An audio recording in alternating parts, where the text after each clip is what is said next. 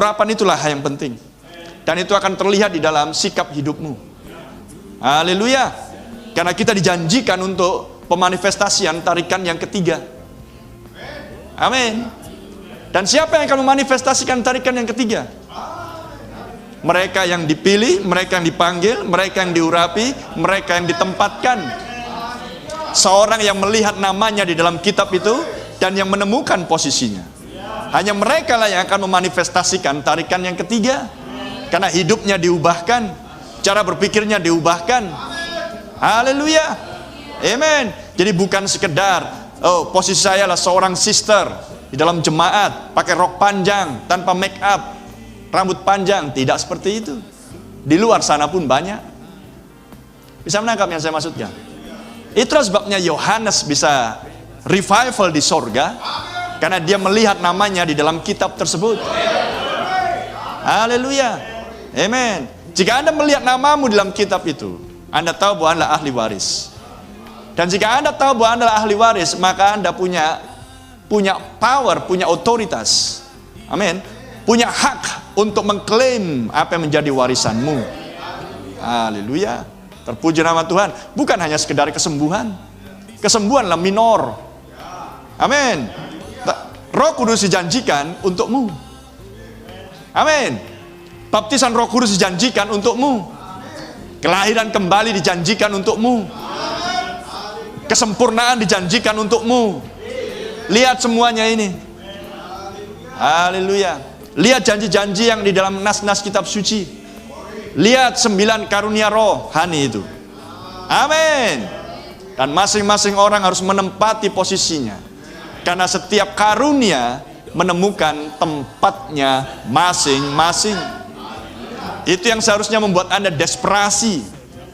Tuhan, aku harus melihat posisiku di dalamnya. Amin. Aku harus melihat posisiku di dalam tubuh itu, Tuhan. Glory. Dan semuanya itu adalah oleh kasih karunia Tuhan. Jelas sebabnya kasih karunia Tuhan menyediakan Roh Kudus. Dan Roh Kudus adalah kasih karunia itu sendiri. Dan dia berdandan dan bersembunyi di balik para pengkhotbahnya. Haleluya. Praise the Lord. Terpujilah nama Tuhan. Sehingga Anda tahu bagaimana menempatkan posisi dirimu di hadapan pengkhotbah. Ada amin?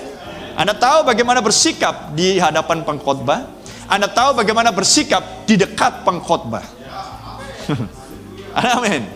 Praise the Lord. Karena saya sedang berbicara yang positifnya, semuanya positif. Haleluya. Sesuatu yang ilahi. Amin. Karena jika Anda tidak mengerti prinsip-prinsip ini, Anda akan berada di dekat pengkhotbah dan Anda tidak punya kemampuan untuk menilai apakah ini pengkhotbah yang asli atau pengkhotbah yang palsu. Bisa mengerti?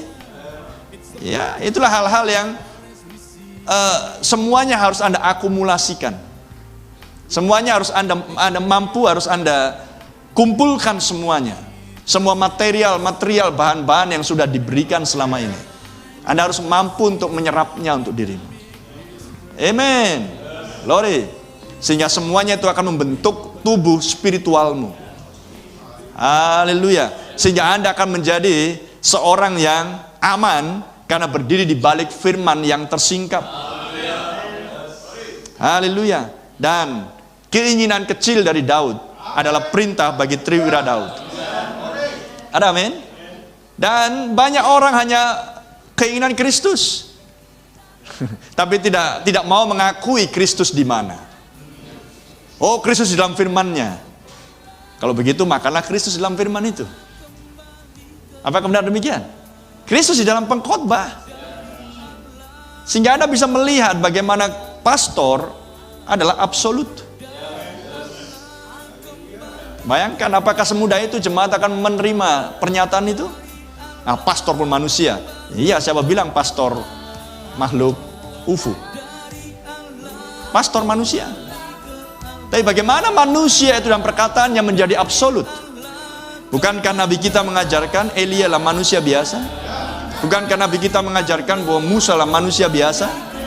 Tapi ketika keduanya mengucapkan firman, keluar dari mulut manusia ini, itulah firman. Maka apa yang keluar dari firman kedua nabi ini dan nabi-nabi yang lain, para pengkhotbah yang lain, itulah absolut.